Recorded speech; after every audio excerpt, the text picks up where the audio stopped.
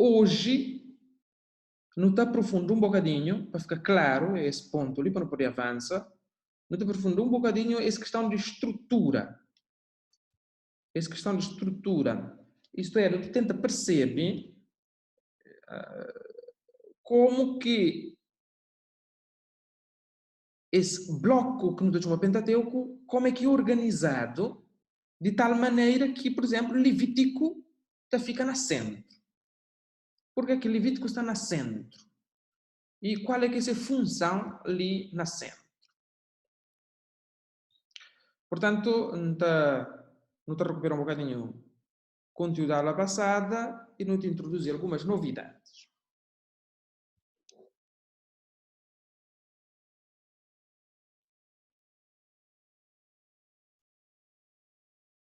Não. Um minutinho só. Abrir o documento.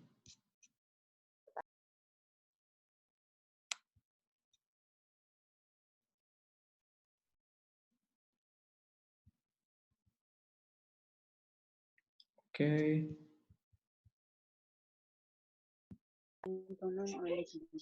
Ok. Então, é o seguinte. Pentateuco está organizado. Espero que a organização toda a tela. Pentateuco está organizado assim, nessa ordem ali. Gênesis, com I, aqui. Gênesis, Êxodo, Levítico, Números e Deuteronômio. Números a vermelho ao centro. Portanto, aquilo que eu falava na aula passada, resulta claro que todas as peças rodam à volta de Levítico, do livro de Levítico, que serve de grampo entre os dois blocos, entre dois blocos de textos. Levítico serve de grampo entre dois blocos de texto. Onde é que está? Eu hoje trouxe uma imagem de grampo para que ninguém fique sem saber do que estou a falar. Tenho que fechar isto. E voltar aqui. Temos aqui o grampo. Todo mundo está a ver o grampo? Façam um sinal com a mão. Aqui é o grampo. Levítico serve de grampo, capaz de reunir, de concentrar dois blocos de textos. Quais são estes dois blocos? Quando falo de grampo, estou a falar disto aqui, mais ou menos. Quais são estes? Volto a compartilhar a outra. Quais são estes dois blocos de texto de que estou a falar?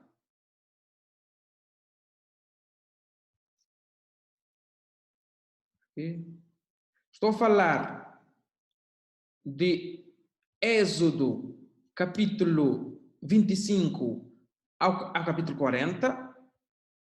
Êxodo, capítulo 25 ao capítulo 40. Estou a falar de Números, de capítulo 1 ao capítulo 10. São estes dois blocos de textos que Levítico serve de grampo. O que é que temos nestes dois blocos de texto? O que é que temos no capítulo 25 ao capítulo 40 de Êxodo e no capítulo 1 ao capítulo 10 de Números? O que é que temos lá? Nós temos prescrições, regras. Nós temos lá leis no sentido jurídico que nós encontramos no título sempre como Código Sacerdotal. E qual é? Para quê? Por que são importantes? Porque constituem, identificam Israel, uma comunidade que regressa do exílio, constituem Israel como comunidade santa. Quer que Israel seja uma comunidade santa, quer a santificação do povo de Israel. Santificação em relação a Deus. Isto é, para o Pentateuco, Deus é santo. E a sua comunidade deve ser santa. Ser santa como? Através do que está nesses capítulos aqui. Cumprindo o que está nesses capítulos aqui encerrado, agrupado, desenvolvido no livro de Levítico. Muito importante, neste momento, explicar rapidamente o conceito de santo na Bíblia. O que significa ser santo na Bíblia? Porque é que Deus é santo na Bíblia? Está aqui na minha cábula. E santo, a palavra santo, em hebraico, diz-se kadosh. Está por aqui escrito. Kadosh. Santo significa kadosh. A palavra santo se diz kadosh. E kadosh significa nada mais, nada menos do que, está aqui kadosh. Kadosh significa nada mais, nada menos do que separado. O santo é o separado. Deus é santo porque Deus é separado. Dupla separação. Separação das criaturas, portanto, de nós, das outras criaturas, e separado de si mesmo. É uma dupla separação. Separação de nós, separação das criaturas, faz com que o Deus de Israel, o Deus em que os israelitas acreditam, seja um Deus diferente dos deuses do mundo de então. Deuses do Egito, da Mesopotâmia, dos países árabes. Portanto, os países tinham deuses que se confundiam com a natureza. Tudo é Deus. No Egito, até o faraó é Deus. Israel diz não. O Deus de Israel, o nosso Deus, é um Deus kadosh. Isto é um Deus separado de nós. Que não se mistura conosco. Que não se confunde conosco. Mas, ao mesmo tempo, é um Deus que se vira para nós. Que sai de si mesmo e se preocupa com o ser humano. Por isso, é um Deus kadosh, separado, santo. E quer que a sua comunidade seja uma comunidade kadosh. Que significa uma comunidade santa. Em que sentido? Uma comunidade que se separa, diferente das outras comunidades, dos outros povos, e uma comunidade que se ocupa, que sai de si mesmo para se ocupar dos outros. É isto o assunto, o suco que nós temos em Êxodo 25:40, capítulo 25:40, e em Números, capítulo 1 a capítulo 10. É isto que nós vamos ter em Levítico. Instruções, leis que permitem ao povo ser santo, como o próprio Deus é santo. Um Deus santo que habita em tendas no meio do povo, que está no meio do povo, que caminha no meio do povo. Lembrem-se que Israel tinha uma tenda que caminhava com eles. Isto é que é o Deus Santo. Está tudo aqui, eu tenho aqui mais ou menos escrito, é o que eu disse agora. Portanto, um Deus que é santo, que convida à santidade e que dá, portanto, os elementos, as instruções, as leis necessárias, para quem é professor, dá o enunciado para se ser santo. Dá o enunciado para se ser santo. E onde temos este enunciado? Este enunciado está aqui, no centro do Pentateuco. No bloco que temos em Êxodo, 25:40, Números, 1 a 10, cujo livro de Levítico é quase uma compressa, quase um grampo, que não me vem outra palavra melhor do que grampo que nós vimos.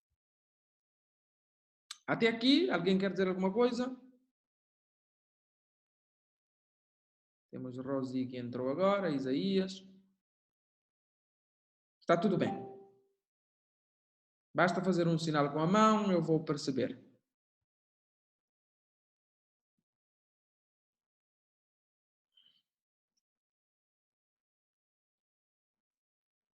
Tá bom.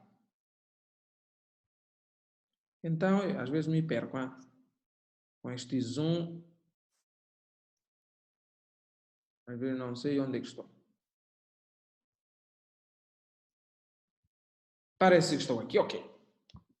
Vamos agora, então, isto até aqui mais ou menos vimos, mas acho que demos mais um passo em frente, mas vamos dar com mais calma mais dois ou três argumentos.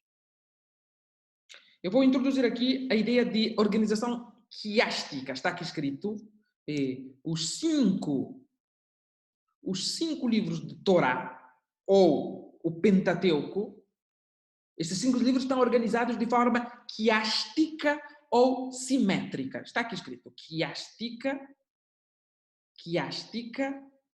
ou simétrica. Uma coisa é simétrica ou é assimétrica. O Pentateuco é simétrico. A sua organização, os livros estão organizados de forma simétrica ou quiástica. E estão organizados, já dissemos, à volta do Levítico, que é como um centro teológico. De todo o Pentateuco, o Levítico é como que o centro teológico. E os outros livros estão organizados de forma quiástica. Lembrem-se que na aula passada nós falamos de moldura, que todo o Pentateuco está organizado como se fosse uma moldura. E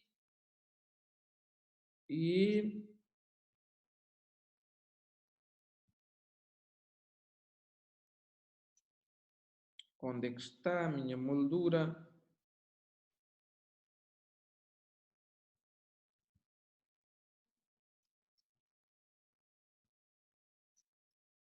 E temos aqui o que estou a falar. É uma moldura. Todo mundo está a ver moldura? Espero. Está aqui, compartilhada a moldura. O Pentateuco é como esta moldura. Ao centro,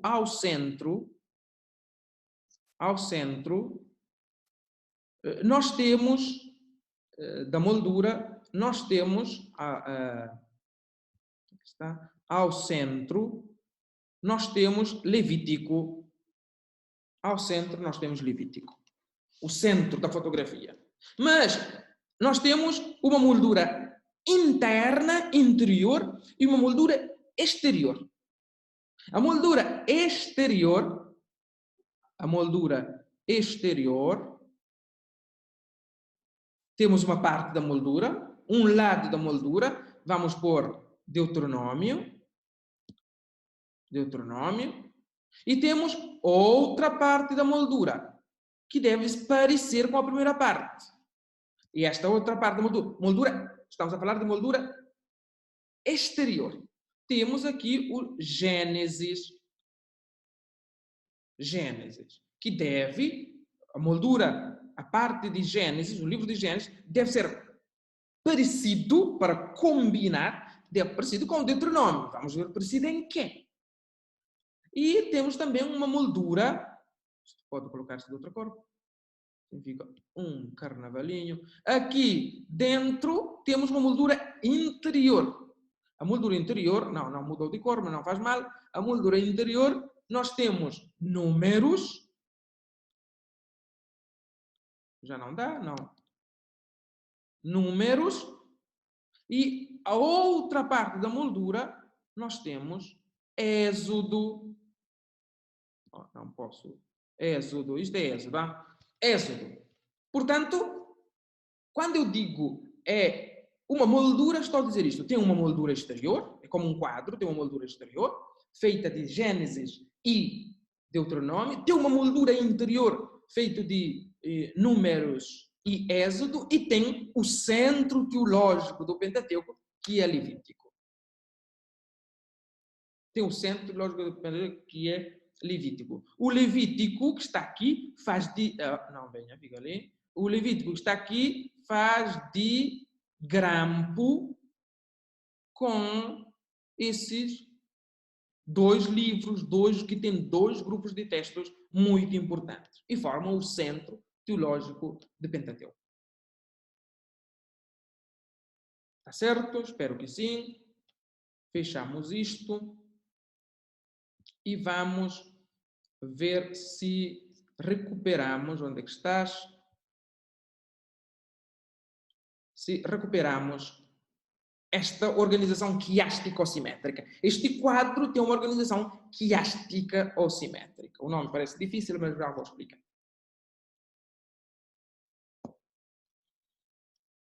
Estou a dizer que a organização, como os livros estão, segue mais ou menos o que tem aqui. A, esta é a narração. Capítulo A, ou livro A, livro B. Livro A e livro B não têm grande coisa em comum, mas conduzem para o centro. Depois, temos a linha A, a linha B. A linha A e a linha B não têm muita coisa em comum, mas partem do centro. Quer este bloco aqui, quer este bloco ali, tem o centro em comum. Um conduz ao centro, o outro parte do centro. Ótimo! Tem gente que quer entrar, parece. Esperem um bocadinho.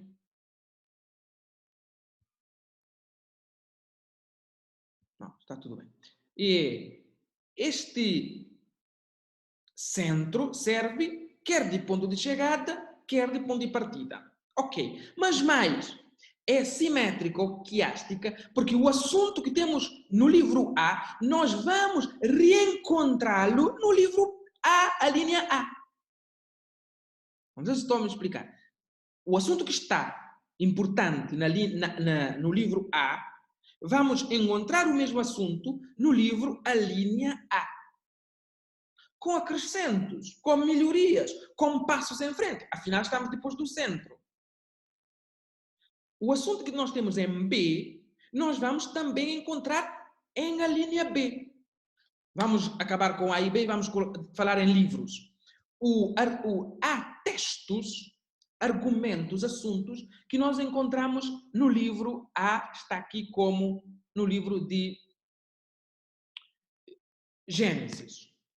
Nós temos em Gênesis assunto que Gênesis e Êxodo conduzem para o Levítico, que é o centro. E Números e Deuteronômio partem do centro, que é Levítico. Certo?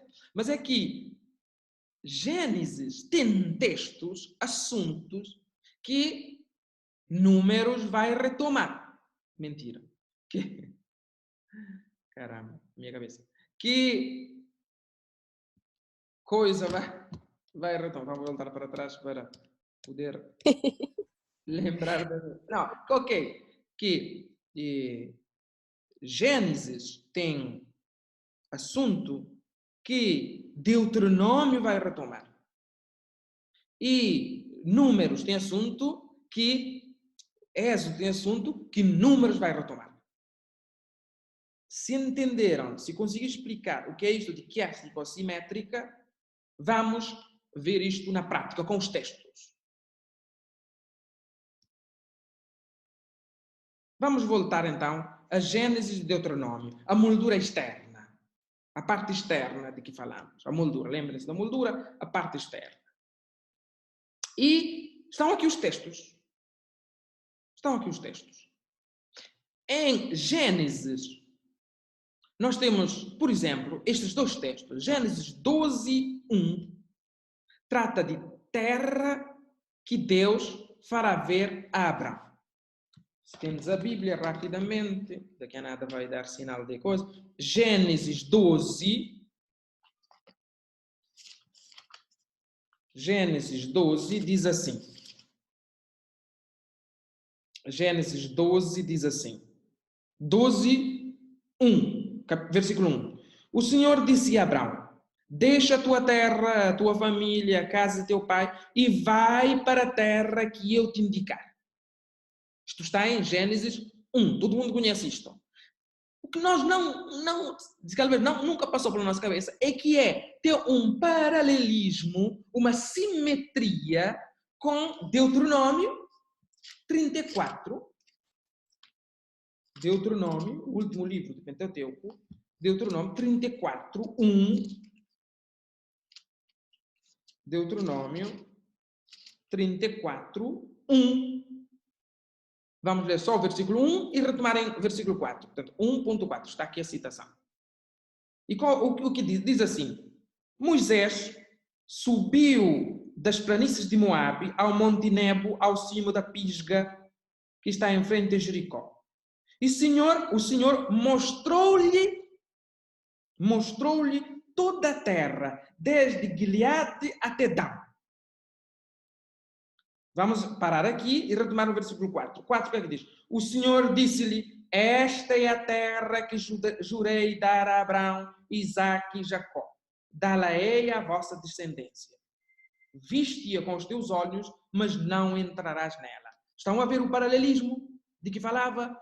Isto é que nós chamamos de composição, organização simétrica, quiástica. Isto é que nós falamos de... Como é que chamamos? Esqueci agora. De coisa do quadro. Moldura. Isto é que falamos de moldura. Temos a mesma coisa em Gênesis 12:7. Terra que Javé dará à descendência de Abraão. No versículo 7. E temos terra em Deuteronômio 34:4. Terra que Javé dará a descendente de Abraão. A mesma coisa. Vamos ver só 34:4. Vamos ver os dois. Se terminar o tempo, nós vamos só entrar outra vez. Saio e recomeço e vocês entram para terminarmos mais 10, 20 minutos para terminarmos. Vamos ver Gênesis 12, sempre Gênesis, livro de Gênesis 12.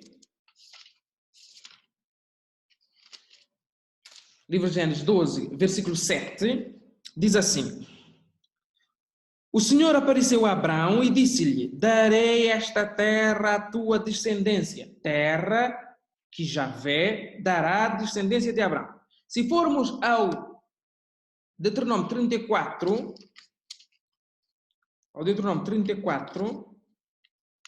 versículo 4, vamos encontrar o seguinte. Versículo 4. A mesma coisa. Terra que Javé dará à descendência de Abraão. O Senhor disse-lhe: Esta é a terra que jurei dar a Abraão, Isaque e Jacó. Dá-la-ei à vossa descendência. Organização quiástica. Nós estamos diante de uma moldura. Uma moldura tem duas partes e as duas partes parecem assim uma com a outra. Depois, nós temos a conclusão. Isso vocês vão ler em Gênesis 49:50, 2 capítulos, e em Gênesis 33:34. Conclusão do livro de Deuteronômio, conclusão do livro de Gênesis. E temos, mais uma vez, passagens simétricas, quiásticas. Aqui nós temos Jacó abençoou os seus 12 filhos, em Gênesis, morte de Jacó, sepultura de Jacó na terra prometida. E, outra vez, em Deuteronômio 33:34, conclusão do livro, nós temos Moisés abençoa as 12 tribos de Israel, morte de Moisés e sepultura de Moisés. Por isso é que nós insistimos de que estamos a falar de uma moldura. Moldura externa, por quê? Porque antes de chegar ao Levítico, que é a fotografia do quadro, nós temos uma moldura interna. Até aqui, façam um sinal.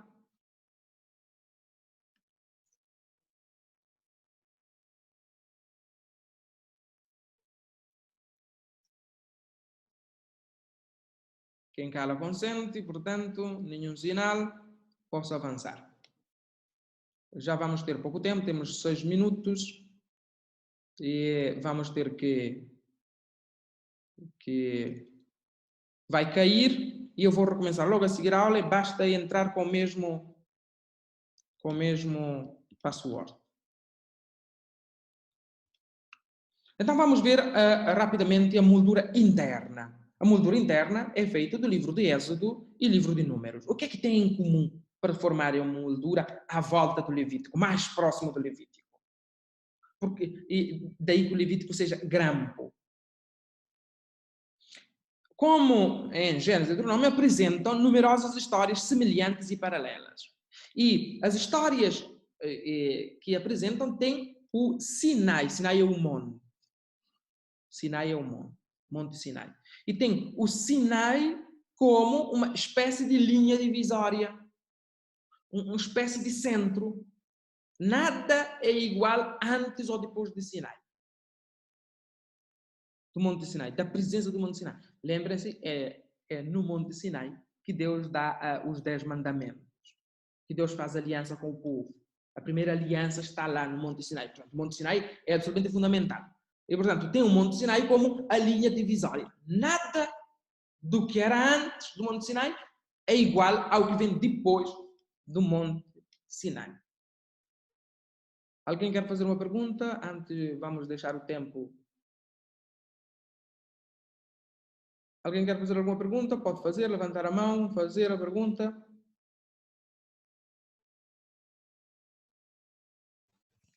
Para mim já está esclarecido. Tá bom? Sim, agora resta os colegas.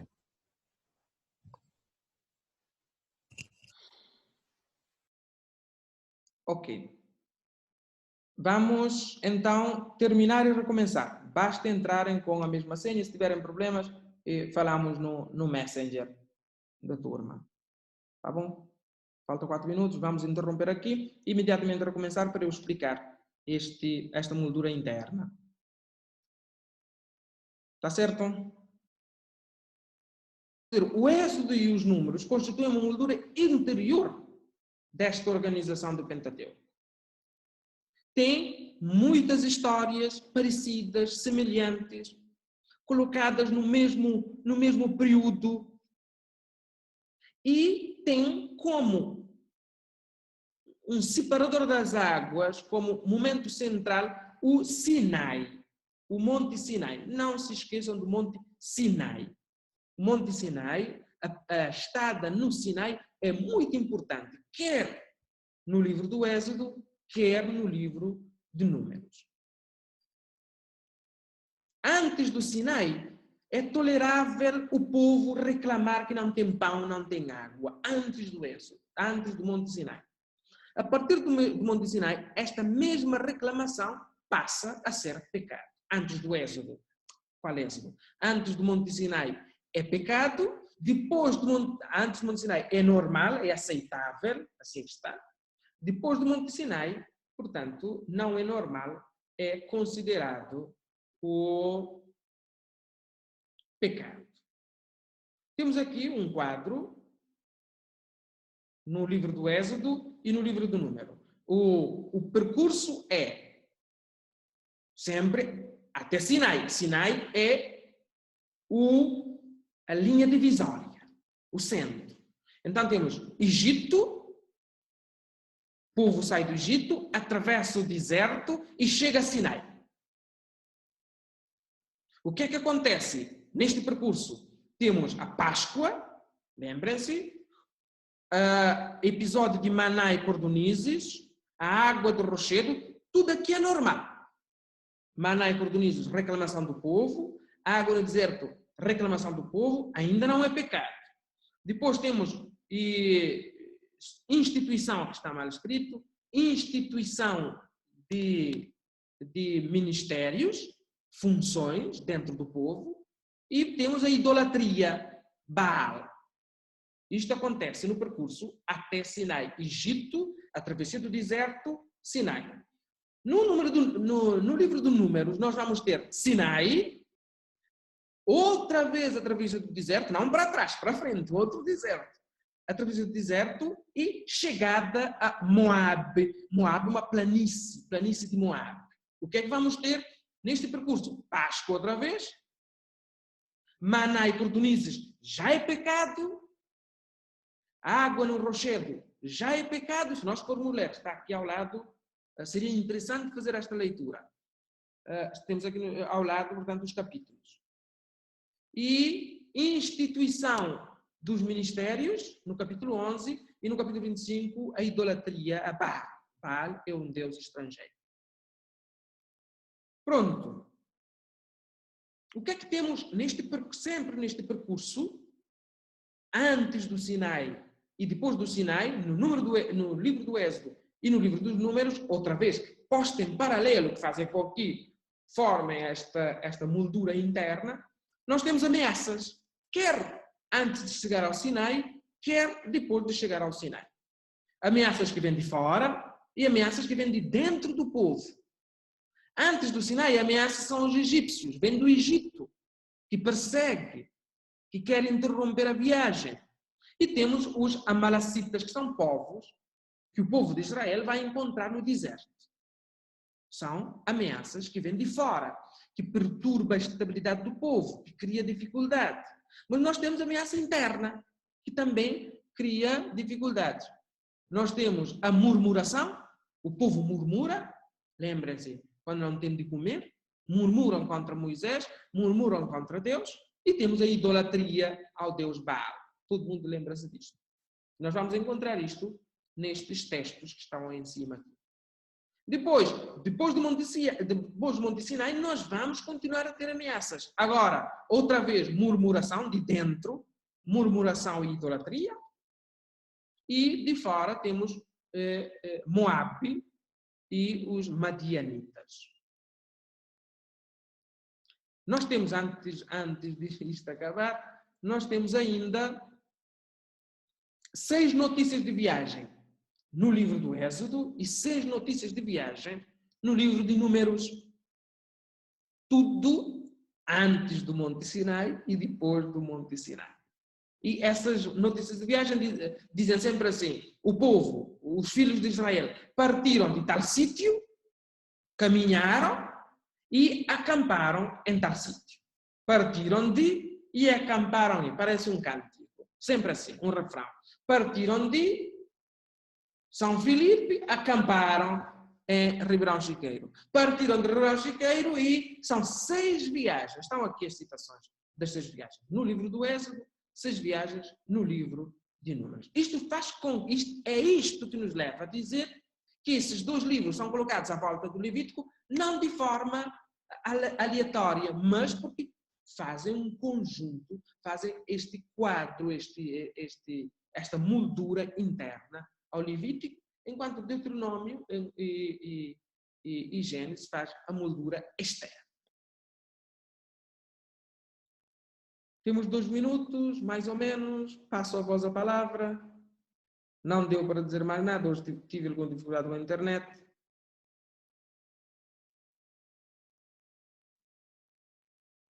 Podem falar, quem quiser, uma palavrinha.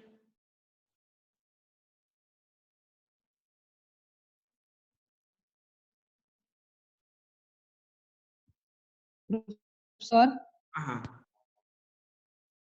Maria da Luz.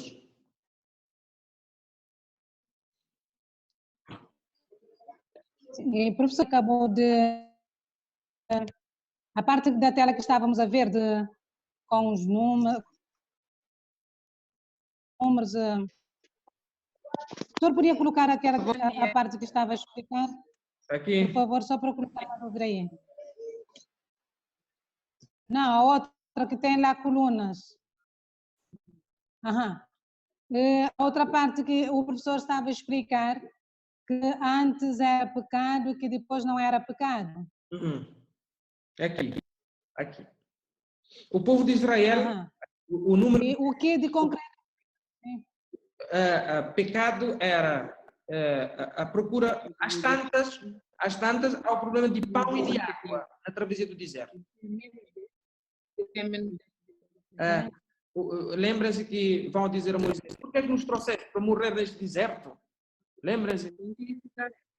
É legítimo isto antes do Monte Sinai. Agora, nós temos que saber o que aconteceu no Monte Sinai, mas isto nós vamos ver depois, mas vocês podem ler na Sagrada Escritura. Antes do Monte Sinai, isto aqui é normal. Sede, lamentam de sede e de comida é normal. Depois do Monte Sinai é pecado. Lamentar-se de sede e de água torna-se pecado a partir do Monte Sinai.